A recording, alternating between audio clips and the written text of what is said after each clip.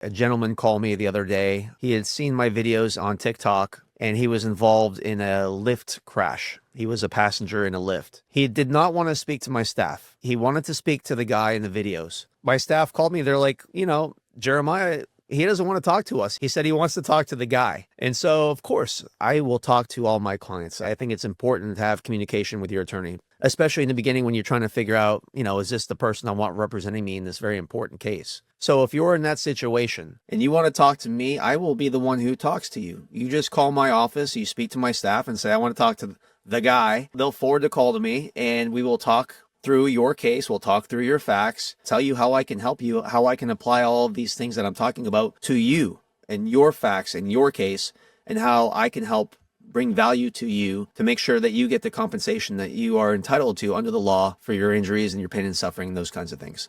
So give me a call and I'll be happy to talk to you anytime. Thank you.